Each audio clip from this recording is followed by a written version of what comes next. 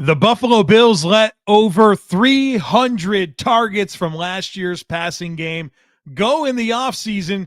Who picks up the slack? I'm projecting the Bills' 2024 target distribution today on Locked On Bills.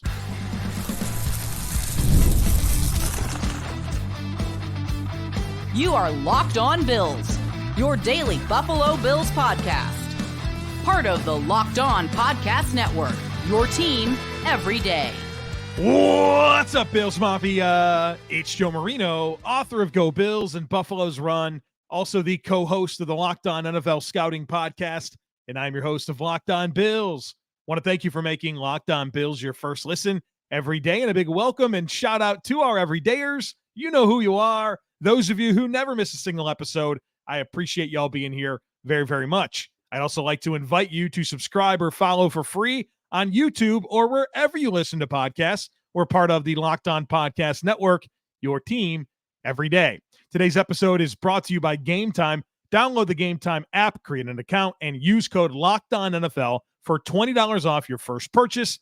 Terms apply. Well, folks, welcome in. You've heard me say time and time again this offseason that at some point I was going to put together a podcast where I project the Buffalo Bills target distribution in 2024. Well, today is the day. We're going to do this, and I'm going to do the best that I can with it. So this should be fun. So 308 of Josh Allen's 545 targets from 2023 are no longer in the mix. That's 57%. 57% of targets from last season are vacated. And I'm very excited to try to figure out where those throws go in 2024. Now, that 545 targets number is not the amount of passing attempts Josh Allen had. He had 579 passing attempts last year, but the targets don't include spikes, batted throws, throwaways. They're passes that were directly targeted for a specific player. So what's gone? What has left the door? 160 targets for Stefon Diggs, 81 to Gabe Davis, 22 to Trent Sherfield, 22 to Latavius Murray, 21 to Deontay Hardy, and 2 to Damian Harris. That's 308. So I'm going to give you my best guess as of right now for where I think these passes are headed. Now, some housekeeping here. These projections do assume full health for all the players for 17 games. There's no other way to do it. I can't predict injuries, so I'm not going to. Keep in mind that this is a thought exercise. I'm not going to nail it, all right? But I am going to show my work. And my goal, whenever I try to project something, is to make sure that my process is defendable. And so, am I going to get all of this right? No. But I hope that you will listen to this podcast and realize by the end of it, you know what?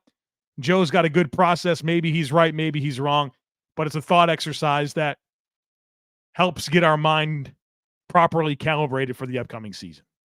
And then this is my right now projection. Sometime during or late in camp or maybe even after camp, I'll do my full 2024 statistical projections for the Buffalo Bills offense, and we'll update things, then as we kind of get more of a feel for the pecking order at wide receiver. And I'll get a chance to take in, I think, 5 training camp practices, and that'll give me a lot of insight as to what I think this offense is going to be. So let's do it. Let's get all the housekeeping, put it behind us. Let's talk about these projections. And the first thing you have to figure out is how many times Josh Allen is going to throw the football. How many targets are going to be available? Well, if you go to 2023 and you saw 9 games with Joe Brady as the offensive coordinator, in those 9 games, Josh Allen threw the ball 298 times. That's 33.11 throws per game. That pace over 17 games equals 563 passing attempts. And so I'm going to use that as my projection keeping in mind that it could be a lot more than that. I think when you look at the sample size that I'm considering, the 9 games with Joe Brady in 2023, the Dallas game skews that heavily. I think you can look at the overall efficiency of the offense being better in 2024. And if that's the case, you have more passing attempts. Who knows how good the Bills' defense is going to be? So could the Bills be playing in more high-scoring games that are competitive, that go down to the wire, and all of a sudden Josh Allen's throwing the ball a lot more? Are they playing from behind, which leads to more throws? There's a lot of variables in place. But I don't think 563 is a bad starting point. And go look at Josh Allen's passing attempts throughout the years. You'll see it's kind of in that range. In 2023, Josh passed the ball 579 times. 2022, 567. 2021, 646.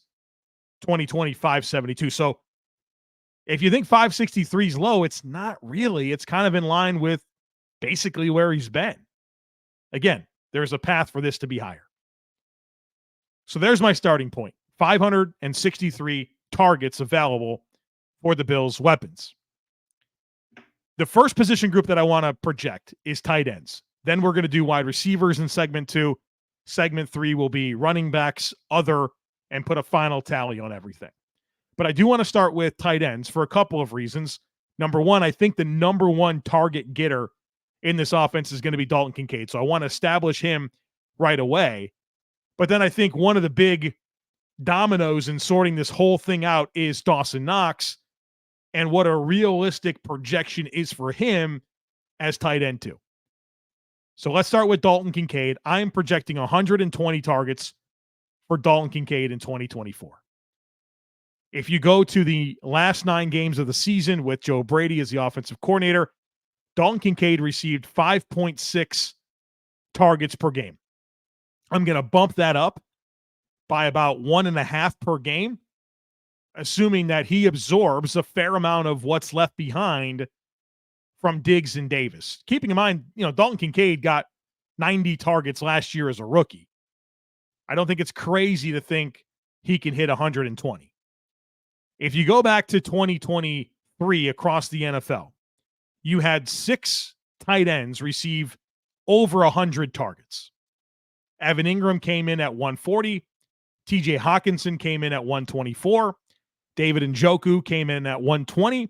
Sam Laporta, 118. Travis Kelce, 117.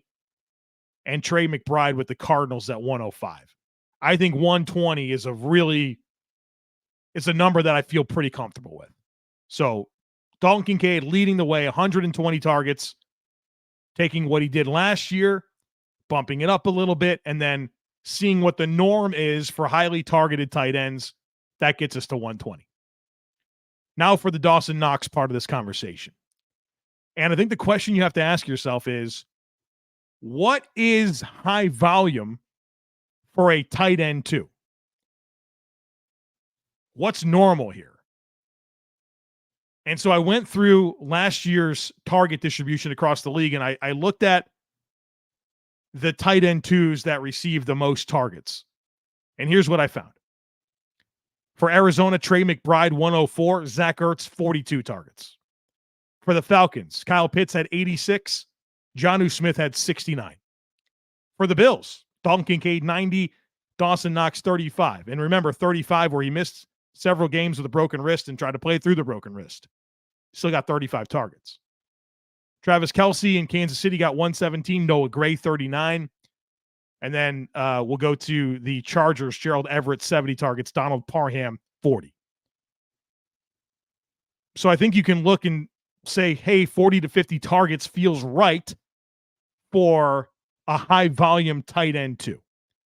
So I'm coming in at 45 targets for Dawson Knox. So this is a lot of volume going to tight ends. 120 for Kincaid, 45 going to Dawson Knox. So we have the passing attempts at 563, and we have the targets for the tight ends. Coming up next, we're talking wide receivers and how in the world that distribution is going to fall. I have plenty of thoughts. I'm getting to those next, so be sure to stick with me. Folks, the NFL schedule is here. plenty of big games for the Buffalo Bills. Maybe you want to get to some of these games. Well, if so, you got to check out Game Time. Game Time is the fast and easy way to purchase tickets for all the sports, music, comedy, and theater events near you. I love the app. The app is super easy to navigate. They give you flash deals. They give you a seat view so you know exactly what to expect when you get to the venue.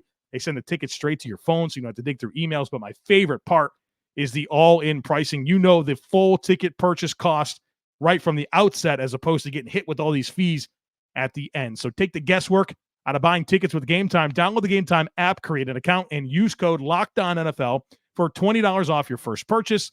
Terms apply. Again, create an account and redeem code LOCKEDONNFL. That's LOCKEDON NFL for $20 off. Download the Game Time app today. Last-minute tickets, lowest price guaranteed.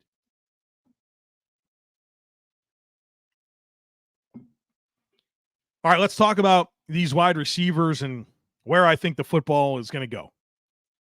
We'll start with Khalil Shakir. And Khalil Shakir is a player that I think is going to get a big bump in targets. For as good as I perceive Khalil Shakir to be and how exciting the playmaking ability is, he only had 45 targets last year. I'm expecting a major bump. I think between Kincaid and Shakir, I think these are the two primary weapons in this passing game. And so Khalil Shakir, and again, his production ramped up, right? He was really quiet the first 5-6 weeks of the season, and then he really cranked it up. With Joe Brady, Khalil Shakir averaged just under 4 targets per game. And that pace, I think it was like 3.88. That pace is going to put him in the mid-60s in terms of total targets for 17 games. I'm projecting more than that. I'm projecting 90 targets for Khalil Shakir. That's 5.29 per game. And what this comes down to is familiarity and trust. Josh Allen throws the football to players he trusts. Khalil Shakir is the only wide receiver on this team that's ever caught a pass from Josh Allen in a game. He's the longest tenured wide receiver on the team. I think he's going to go to the ball. He's going to go to Shakir with the ball. And think about, even in the playoffs as a rookie, Josh Allen threw the ball to Khalil Shakir. You saw him targeting Shakir against Pittsburgh and Kansas City, those big moments in the playoffs. Like, that's a for sure thing. The Chargers, think about some of those late throws against the Chargers to help win that game. The big throw down the sideline against Miami to help win that game. Josh Allen trusts Khalil Shakir. And I think Shakir is going to be a big part of this offense. Put me down for 90 targets. Next up is Curtis Samuel. Curtis Samuel's interesting here. He's new, so everything about projecting him to this offense is challenging because there's no proof of concept of what this should look like. We know that the Bills didn't have a ton of cap space, but they prioritized signing Curtis Samuel, who, of course, has familiarity with Joe Brady. Curtis Samuel's been a guy that's received a fair amount of targets over the years. Over his last 4 healthy seasons, he's ranged from 91 to 105 targets. So over his last 4 healthy seasons, 91 to 105 targets. 2020, with Joe Brady in Carolina, he received 97 targets. I think he comes in at about 80 targets. So I'm going to project 80 targets for Curtis Samuel with the Bills in 2024. And then I think when you couple that with the amount of carries he's going to get, I think Curtis Samuel is going to get well over 100 chances to touch the ball from scrimmage for the Bills in 2024. I think the big piece of this is going to be how effective the Bills are in the quick passing game to Curtis Samuel to produce yards after catch. I think that'll dictate a lot of the volume. But they didn't sign him and give him the contract that they did for him to not be a piece of, a major piece of what they're doing. So put me down for 80 targets for Curtis Samuel. Next up is Keon Coleman. If you look at my notes right now, I have Keon Coleman, and then the next words are who knows. Who knows? I think the range of outcomes is very wide for Keon Coleman as a rookie. Again, my expectations for Keon Coleman is to eventually become the starting X receiver and a high volume piece of this offense. That's not what I'm talking about today. I'm talking about 2024 targets. And I think the reps for the X receiver spot are going to be competitive with Marquez Valdes-Scantling and Mack Hollins and Chase Claypool, in addition to Keon Coleman. And maybe you say, well, Slot reps, right? He can play in the slot. Well, those are going to be competitive reps too with Khalil Shakir and Curtis Samuel and Dalton Kincaid. And remember, Keon Coleman is young. He's really young.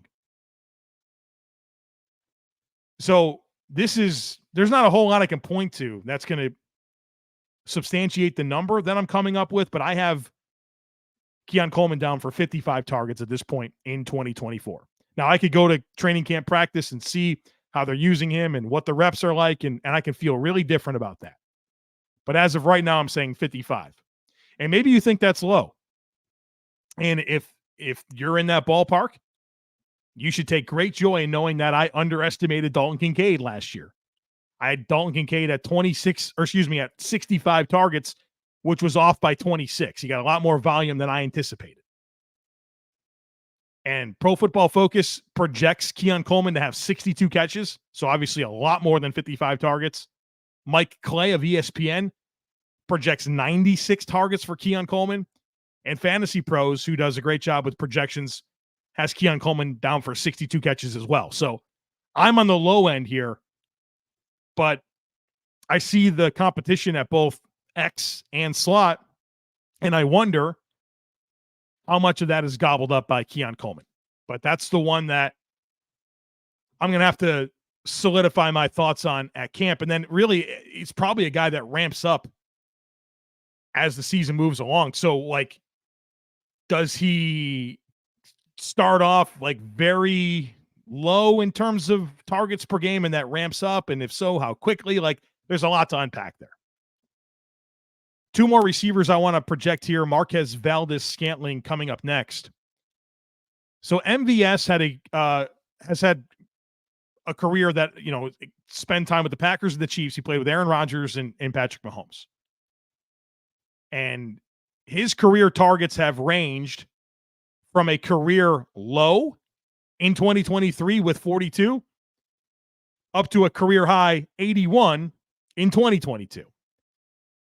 His average across 6 seasons has been 62 targets per year. I do see specialization to MVS and how he fits into this mix as a guy that primarily wins as a down the field receiver. And I don't think there's a whole lot more to unlock. MVS is not like a do everything player. Think Gabe Davis, but more explosive. But same types of route running limitations, right? And again, he played with Aaron Rodgers, Patrick Mahomes, and with great play callers in both spots. So my projection, given my belief that he's more of a specialized player for the Bills, I think 40 targets feels about right, which is in line with what he got last year with the Kansas City Chiefs. So 40 targets for MVS in 2024. The last receiver that I'm going to project is Mack Hollins. We'll see on Chase Claypool. Like, if I go to camp and I see it from Claypool and he's getting starter reps and you can see that he's a priority for what this offense wants to be, I'll sort him into the mix and we'll update this. But for now, I'm going to lean into Mack Hollins. And another tricky one to project, you look at his career outside of 2022 with the Raiders when he got 94 targets. He's ranged between 22 to 30 targets per season in his other 5 years. I think that's the appropriate range for him in Buffalo. I have him down for 25 targets. Think glance routes. Think utilization down the field as a big body that could stack vertical and get on top of guys and make DBs play through him. And then he's going to block and play special teams. I don't think there's a lot of volume, but I think he can make a few plays throughout the course of the season that'll be pretty meaningful. So 25 targets is what I have down for Mack Hollins. All right, folks, we're going to talk running backs and how those targets are distributed, the other bucket, and then we'll tie a ribbon and give you the final tally from top to bottom. So be sure to stick with me.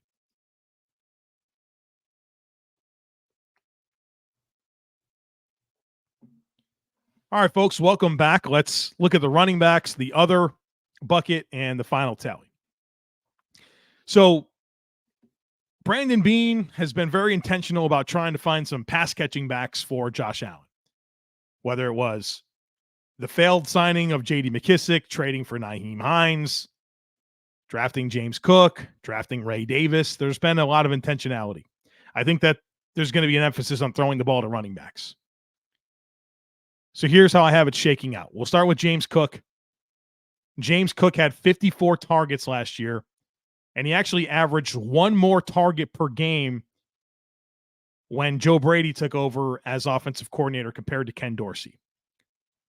I think he holds the Brady pace in 2024 of 3.8 per game.